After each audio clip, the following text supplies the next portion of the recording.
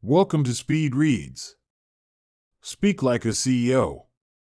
The art of authentic communication. Think about the leaders you admire. What sets them apart? Chances are, it's their communication skills. Great communicators naturally rise to leadership because they have the ability to articulate a clear vision, inspire action, and motivate others. These are the people who can make their message resonate, whether through quiet strength or infectious energy. Now consider their communication styles.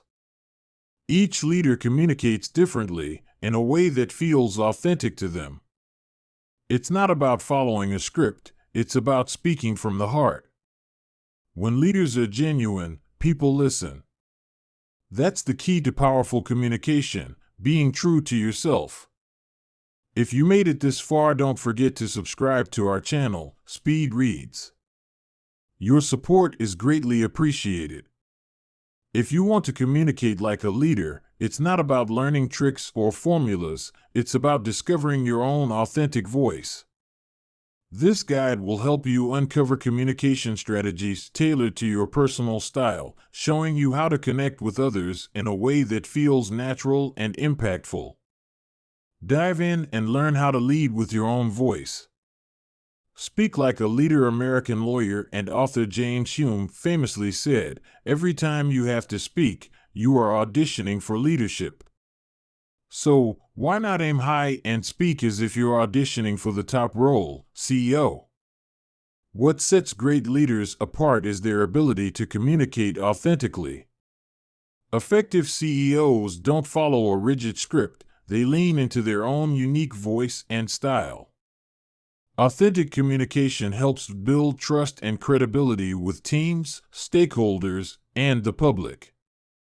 No wonder communication is often the biggest part of a CEO's job. Take Mike Eskew, former CEO of UPS.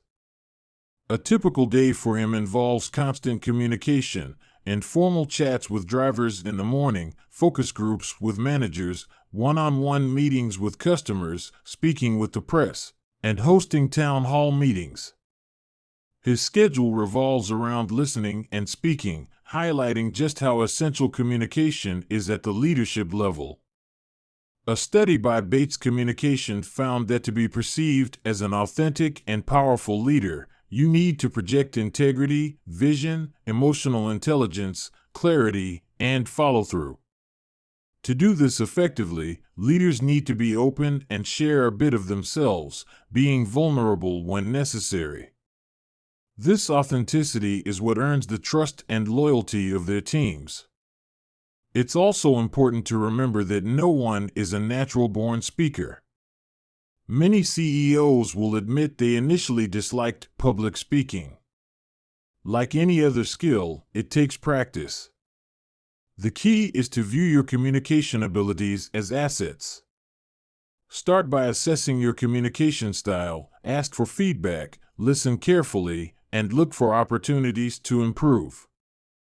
Every chance to speak, whether it's a weekly meeting or a high-stakes presentation, is a chance to refine your skills and grow your influence.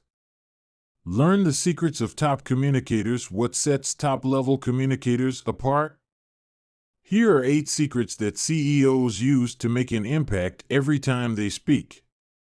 Secret number 1, talk about big ideas. Every speech or presentation should center around one big idea. Big ideas stick with people and have a life of their own. You don't need to overcomplicate it. Take Abraham Lincoln's Gettysburg Address during the American Civil War, where he defends the ideal of liberty. At just 3 minutes long, it's one of the most powerful speeches in history, proving that brevity and clarity win out over length. Secret number 2 for impactful speeches is to speak in the moment. While preparation is crucial, the moments that often resonate most are those that feel authentic and timely. Look at leaders like Barack Obama. He had prepared speeches, but his off-the-cuff remarks often captured the moment's emotion.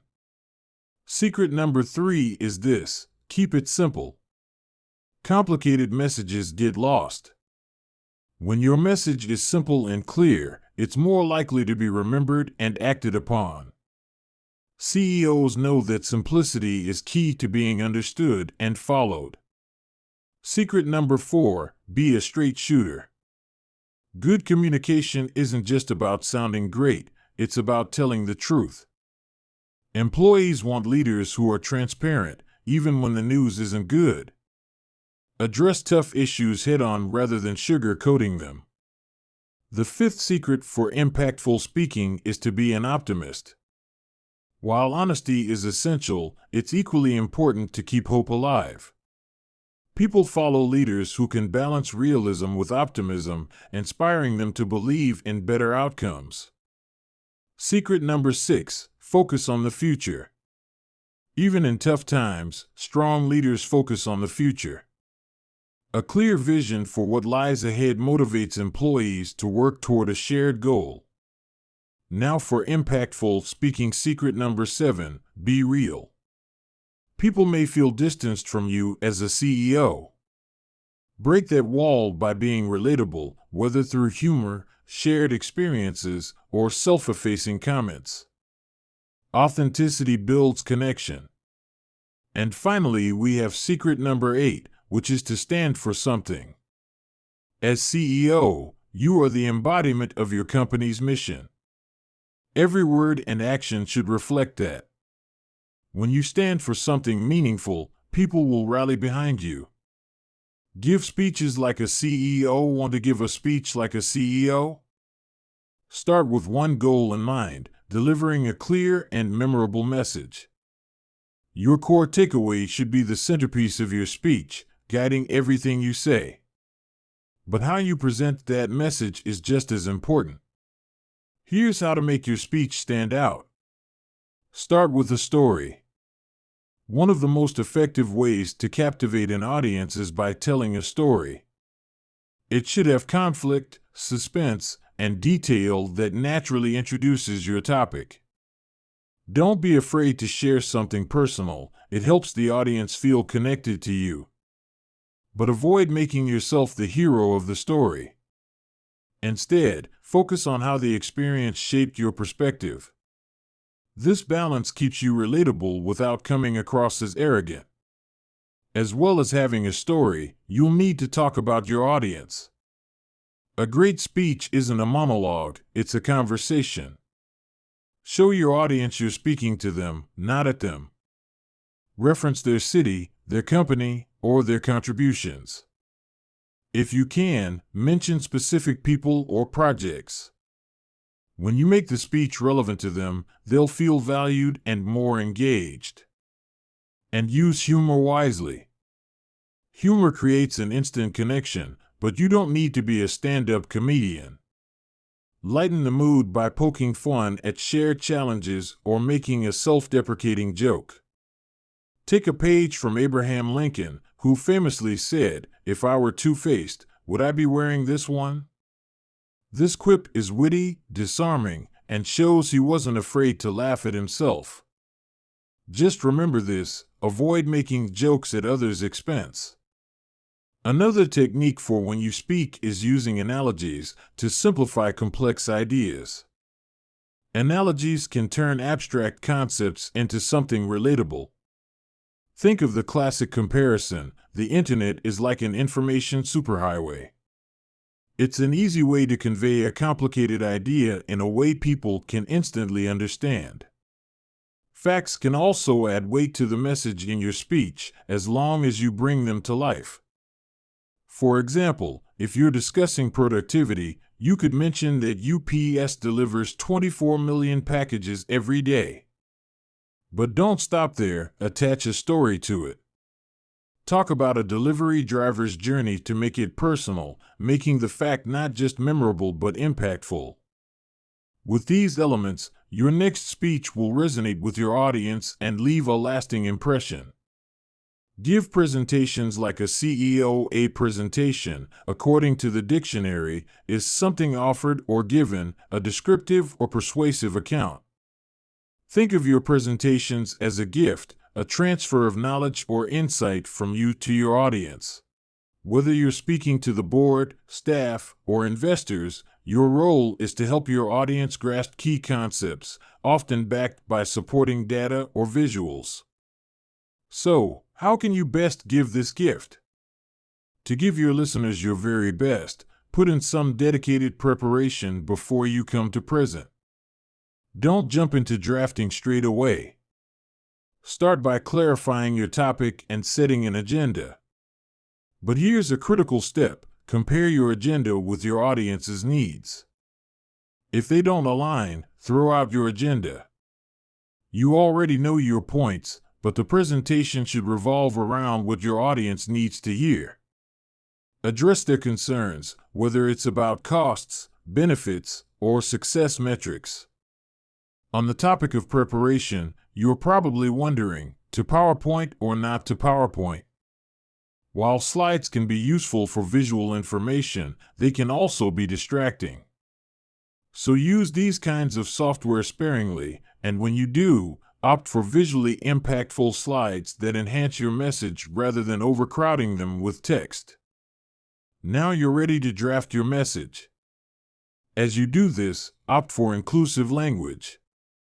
Use words like you, yours, ours, and us to show the audience you're on the same team. Being inclusive helps foster connection. Also, keep your audience on their toes by being unpredictable. Ask for input, pose questions, tell jokes, or share anecdotes. This keeps them engaged and focused on what you'll do next. Now, inclusive language matters, as does phrasing. The right phrasing can make a significant impact. For example, Mercedes-Benz used to sell leased cars as reconditioned used cars. When they changed the term to certified pre-owned vehicles, sales surged from 452,839 to over 1 million in 5 years. The right words can completely shift perception. Also, on the topic of word choice, try and use snappy phrases for key ideas. While you want to avoid jargon, giving a concept a catchy name or phrase can make it more memorable. Think of it as a branding exercise for your ideas, something that sticks with your audience long after the presentation. By focusing on your audience's needs, using visuals wisely, and keeping them engaged, you'll deliver a presentation that truly resonates.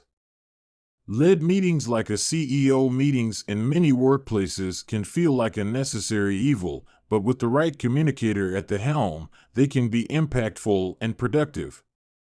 So here's how to lead a meeting like a CEO. A successful meeting begins in the pre-meeting phase. The first question to ask is this meeting necessary? If it can be postponed or handled through other means, consider canceling it. When a meeting is essential, be selective about who attends. Only invite key stakeholders and contributors to keep it focused and efficient. A well-structured agenda is a powerful tool for running an effective meeting. Include time limits for each agenda item and ensure discussions don't drift off topic or overrun. That doesn't mean you stick to the agenda like a robot, though. Some chit-chat can help build rapport and break the ice. Once your meeting is in session and you're running through that agenda, actively foster balanced participation.